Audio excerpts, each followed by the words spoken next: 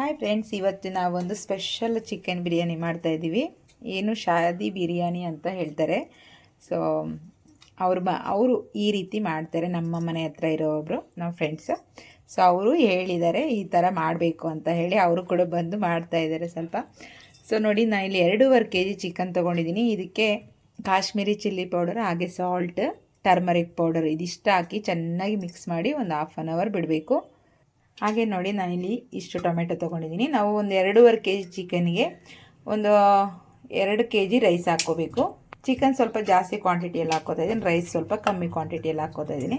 So tomato ಇದು farm ಆದರೂ ಹಾಕ್ಕೋಬೋದು, ನಾಟಿ ಆದರೂ. ಬಟ್ ಅದು ನಾಟಿ ಜಾಸ್ತಿ ಹಾಕ್ಕೋಬೇಡಿ, ಯಾಕೆಂದರೆ ಹುಳಿ ಅಂಶ ಬರುತ್ತೆ. ಸ್ವಲ್ಪ ಫಾರಮ್ದೇ ಹಾಕ್ಕೋಬೇಕು, ಚೆನ್ನಾಗಿ ಬರುತ್ತೆ. ಇಷ್ಟು ಟೊಮೆಟೊ ತೊಗೊಂಡಿದ್ದೀನಿ. ಒಂದು 10 ಟೊಮೆಟೊ ಇದೆ. ಹಾಗೆ ಈರುಳ್ಳಿ ಹೆಚ್ಚು ಕಮ್ಮಿ ನಮಗೆ 1.5 kg ಅಷ್ಟು ಆಗ್ಬೋದು.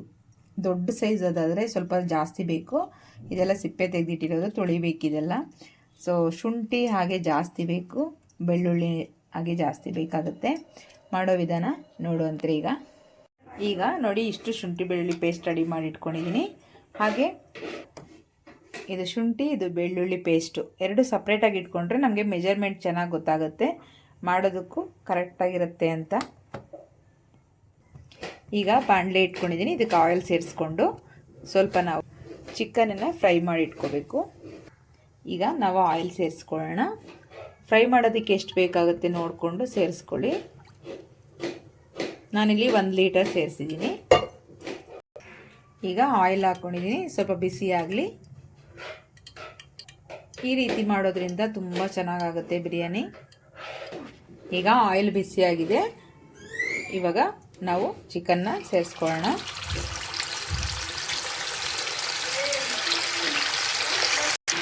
ಈಗ ಒಂದು ರೌಂಡ್ ಇಟ್ಟು ಸೇರಿಸಿದ್ದೀನಿ. ಈಗ ಫ್ರೈ ಆಗಿದೆ, ತೆಕ್ಕೊಳ್ಳೋಣ.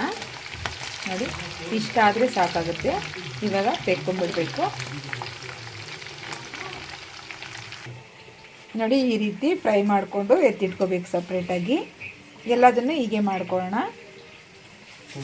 ಚೆನ್ನಾಗಿ ನಮಗೆ ಒಂದು ರೀತಿ ಮುಕ್ಕಾಲು ಭಾಗ ಬೆಂದಿರಬೇಕು ಈ ರೀತಿ. ಇನ್ನು ನೋಡಿ, ನಾವು ಈ ಒಂದು ಪಾತ್ರೆಯಷ್ಟು ಕಟ್ ಮಾಡಿ ಇಟ್ಕೊಂಡಿದ್ದೀನಿ. ಹಾಗೆ ನೋಡಿ, ಇಲ್ಲಿ ಟೊಮೆಟೊ ಕಟ್ ಮಾಡ್ಕೊಂಡಿದ್ದೀವಿ ಈ ರೀತಿ. ಹಾಗೆ ಒಂದು ಪಾತ್ರೆಯಷ್ಟು, ಒಂದು ಕಟ್ಟಷ್ಟು ಪುದೀನ, ಹಾಗೆ ಒಂದು ಕಟ್ಟಷ್ಟು ಕೊತ್ತಂಬರಿ ಸೊಪ್ಪು.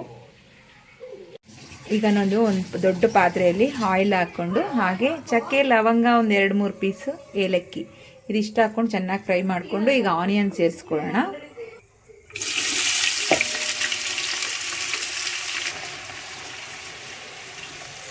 ಈಗೆಲ್ಲ ನೀಟಾಗಿ ಮಿಕ್ಸ್ ಮಾಡ್ಕೊಳ್ಳೋಣ. ನೋಡಿ, ಈ ರೀತಿ ಚೆನ್ನಾಗಿ ಈ ಥರ ಇದು ಮಾಡ್ತಾ ಇರಬೇಕು. ಆವಾಗ ನೀಟಾಗಿ ಪುಡಿ ಆಗುತ್ತೆ. ಇದು ತುಂಬ ಚೆನ್ನಾಗಿ ನಮಗೆ ಗೋಲ್ಡನ್ ಕಲರ್ ಬರಬೇಕು ಆನಿಯನ್ಸು, ಆವಾಗ ನಮಗೆ ಕರೆಕ್ಟಾಗಿ ಬಿರಿಯಾನಿ ಆಗುತ್ತೆ. ಮಸಾಲೆ ಜಾಸ್ತಿ ಏನು ಹಾಕಲ್ಲ, ಮೈಲ್ಡಾಗಿರುತ್ತೆ, ಚೆನ್ನಾಗಿರುತ್ತೆ ಗ್ರೇವಿ. ಇದು ಬ್ಯಾಂಗ್ಳೂರ್ ಸೈಡೆಲ್ಲ ಮಾಡೋ ಅಂತಹ ಶಾದಿ ಬಿರಿಯಾನಿ, ಈ ಮುಸ್ಲಿಮ್ಸ್ ಮನೆಗಳಲ್ಲೆಲ್ಲ ಮಾಡ್ತಾರಲ್ವ ಶಾದಿ ಬಿರಿಯಾನಿ ಅದು. ಸೊ ತುಂಬ ಚೆನ್ನಾಗಿರುತ್ತೆ. ತುಂಬ ಜನ ಕೇಳ್ತಾರೆ, ಏನಂದರೆ ಮುಸ್ಲಿಮ್ಸ್ ಮನೆಯಲ್ಲಿ ಮಾಡೋ ಅಂಥ ಬಿರಿಯಾನಿ ಚೆನ್ನಾಗಿ ಸ್ಮೆಲ್ ಬರುತ್ತೆ, ಟೇಸ್ಟ್ ಇರುತ್ತೆ, ಯಾವ ಥರ ಮಾಡೋದು ಅಂತ ತುಂಬ ಜನಕ್ಕೆ ಗೊತ್ತಿರಲ್ಲ. ಸೊ ಇವಾಗ ಅದನ್ನೇ ತೋರಿಸ್ತಾ ಇದ್ದೀನಿ, ಅದೇ ವಿಡಿಯೋ. ಎಲ್ಲರೂ ಫುಲ್ ನೋಡಿಬಿಟ್ಟು ಕಲ್ತ್ಕೊಂಡು ನೀವು ನಿಮ್ಮ ಮನೆಗಳಲ್ಲಿ ಮಾಡ್ಕೊಳ್ಳಿ ಶಾದಿ ಬಿರಿಯಾನಿ, ಮುಸ್ಲಿಮ್ಸ್ ಶಾಹಿ ಬಿರಿಯಾನಿ. ಎಷ್ಟು ಕಲರ್ ಬೇಕಾಗುತ್ತೆ ಆನಿಯನ್ನ? 1 ಸ್ಪೂನ್. ಎಷ್ಟು ಸ್ಪೂನ್? 8 ಸ್ಪೂನ್ ಅಲ್ಲ.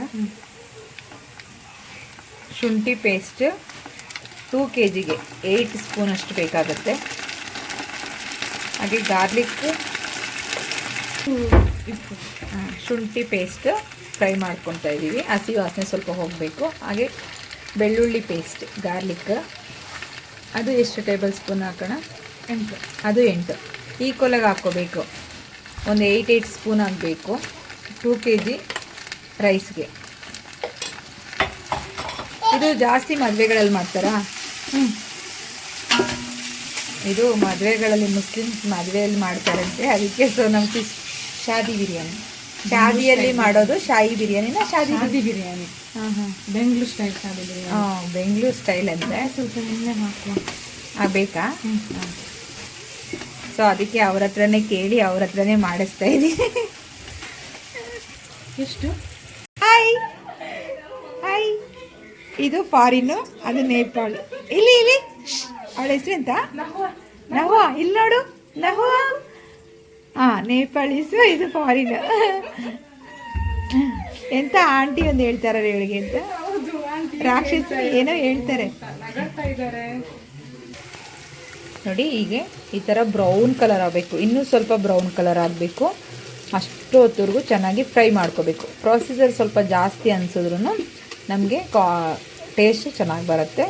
ಅದಕ್ಕೋಸ್ಕರ ಚೆನ್ನಾಗಿ ಫ್ರೈ ಮಾಡ್ಕೋಬೇಕು ಇದನ್ನು. ಇದು ನಮಗೆ ಗೋಲ್ಡ್ ಕಲರ್ ಬರಬೇಕು, ಇನ್ನೂ ಸ್ವಲ್ಪ ಚೆನ್ನಾಗಿ ಫ್ರೈ ಆಗಬೇಕು. ಶುಂಠಿ ಬೆಳ್ಳುಳ್ಳಿ ಪೇಸ್ಟ್ ಹಾಕಿದ ಮೇಲೂ ಕೂಡ ಚೆನ್ನಾಗಿ ಅದನ್ನು ಫ್ರೈ ಮಾಡ್ಕೋತಾ ಬರಬೇಕು. ಆವಾಗಲೇ ಒಳ್ಳೆ ಟೇಸ್ಟ್ ಬರುತ್ತೆ. ಈಗ ನಾವು ಹೆಚ್ಕೊಂಡಿರೋಂಥ ಟೊಮೊಟೊನ ಸೇರಿಸ್ಕೊಂಡಿದ್ದೀವಿ. ಚೆನ್ನಾಗಿ ಗೋಲ್ಡನ್ ಬ್ರೌನ್ ಕಲರ್ ಬಂದಮೇಲೆ ಟೊಮೆಟೊ ಸೇರಿಸ್ಕೋಬೇಕು. ಇವಾಗ ಇದು ಫುಲ್ಲು ಸಾಫ್ಟ್ ಆಗಬೇಕಾ? ಫುಲ್ಲು ಸಾಫ್ಟ್ ಆಗಲಿ. ಓಕೆ. ಅದು ಹಾಕಿದ್ಮೇಲೆ ಈಗ ಇದಕ್ಕೆ ಸ್ವಲ್ಪ ಸಾಲ್ಟನ್ನು ಹಾಕ್ಕೊಂಡಿದ್ದೀನಿ. ಸಾಲ್ಟ್ ಹಾಕಿ ಇವಾಗ ಚೆನ್ನಾಗಿ ಸ್ವಲ್ಪ ಟೊಮೆಟೊ ಎಲ್ಲ ಸಾಫ್ಟ್ ಆಗಬೇಕು, ಅಲ್ಲಿವರೆಗೂ ಫ್ರೈ ಮಾಡ್ಕೊಳ್ಳೋಣ. ಮಾಡೋಕ್ಕೆ ಬೆಸ್ಟ್ ಹಿಂಗೆ ಮಾಡೋಕ್ಕೆ. ಈಗ ನಾವು ಒಂದು 5 ರಿಂದ 6 ಹಸಿಮೆಣಸಿನ್ಕಾಯಿ ಸ್ವಲ್ಪ ಕಟ್ ಮಾಡಿ ಹಾಕೊಳ್ಳೋಣ. ನೋಡಿ ಈ ಥರ ಆಗಬೇಕು. ಟೊಮೆಟೊ ಫುಲ್ಲು ಸ್ವಲ್ಪ ಮ್ಯಾಶ್ ಆಗಬೇಕು. ಈ ಥರ ಆದಮೇಲೆ ಒಂದು ಸ್ವಲ್ಪ ಹಸಿಮೆಣಸಿನ್ಕಾಯಿ ಹಾಕ್ಕೋಬೇಕು. ಈಗ ಪುದೀನ ಸೇರಿಸ್ಕೊಳ್ಳೋಣ. ಕಟ್ ಮಾಡಿ ಇಟ್ಕೊಂಡಿರೋ ಪುದೀನ ತೊಳೆದ್ಬಿಟ್ಟು ಇಷ್ಟಾದರೆ ಸಾಕಾಗುತ್ತೆ. ಇವಾಗ ಮಿಕ್ಸ್ ಮಾಡ್ಕೊಳ್ಳೋಣ. ಈಗ ಕೊತ್ತಂಬರಿ ಸೊಪ್ಪು ಸೇರಿಸ್ಕೊಳ್ಳೋಣ.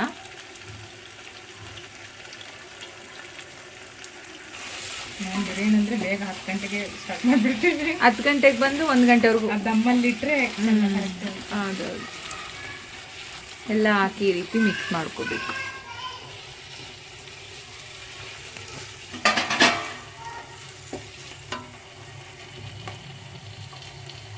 ಇನ್ನೂ ಬೇಕಾ? ಸಾಕಾಗುತ್ತಲ್ಲ. ಮೊಸರು. ಈಗ red chilli powder, Kashmiri chilli ಪೌಡರ್ನ ಸೇರಿಸ್ಕೋಬೇಕೀಗ. ಈಗ ಧನಿಯಾ ಪೌಡರ್ ಸೇರಿಸ್ಕೊಳ್ಳೋಣ. ಈಗ ಕರ್ಡ್ ಸೇರಿಸ್ಕೊಳ್ಳೋಣ. ಒಂದು 1/4 ಲೀಟರ್ ಬೇಕಾಗುತ್ತೆ ಮೊಸರು. ಇನ್ನು ನಾವು ನಂದಿನಿ ಮೊಸರು ಸೇರಿಸ್ತಾ ಇದ್ದೀವಿ. ಲೋ ಫ್ಲೇಮ್ ಇಟ್ಕೊಂಡು ಕರ್ಡ್ ಹಾಕ್ಕೊಂಡು ಮಿಕ್ಸ್ ಮಾಡ್ಕೋಬೇಕು.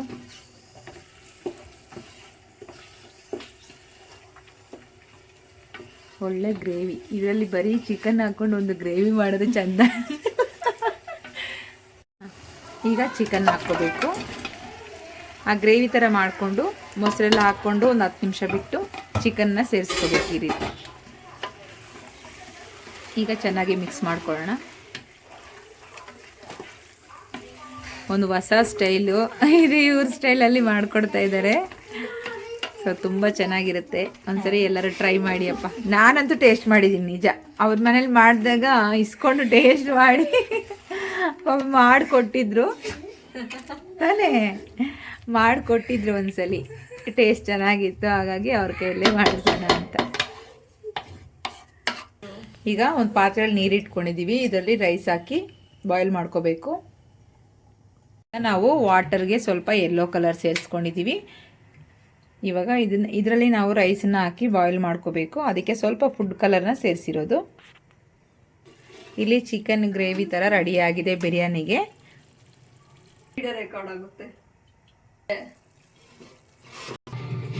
ಈಗ ರೈಸನ್ನ ಹಾಕೊಳ್ಳೋಣ. ನೀರು ಚೆನ್ನಾಗಿ ಕುದೀತಾ ಇದೆ. ಇದೇ ರೀತಿ ರೈಸ್ ಎಲ್ಲ ಹಾಕ್ಕೊಂಡು ತಿರುಗಿಸೋಣ. ಈಗ ರೈಸ್ ಆಗಿದೆ. ಇದನ್ನು ಸ್ವಲ್ಪ ನಾವು ನೀರು ಸೋಸ್ಕೊಂಡ್ಬಿಡ್ಬೇಕು.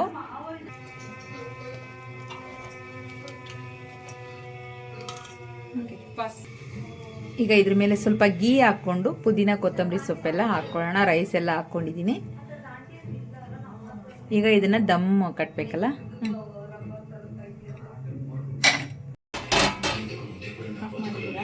ಆಫ್ ಆಗಿದೆ.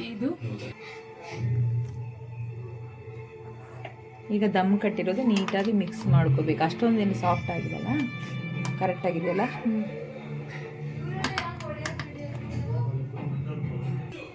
ನೋಡಿ ಬಿರಿಯಾನಿ ರೆಡಿ ಆಯಿತು. ಮುಸ್ಲಿಂ ಸ್ಟೈಲಲ್ಲಿ ಶಾದಿ ಬಿರಿಯಾನಿ, ಶಾಹಿ ಬಿರಿಯಾನಿ ಅಂತಲೂ ಕರೀತಾರೆ, ಶಾದಿ ಬಿರಿಯಾನಿ ಅಂತ ಕರೀತಾರೆ. ನಿಮ್ಮ ಮನೆಗಳಲ್ಲೂ ಈ ರೀತಿ ಮಾಡ್ಕೊಳ್ಳಿ, ತುಂಬಾ ಚೆನ್ನಾಗಿರುತ್ತೆ, ಟೇಸ್ಟ್ ಕೂಡ ಸಖತ್ತಾಗಿರುತ್ತೆ.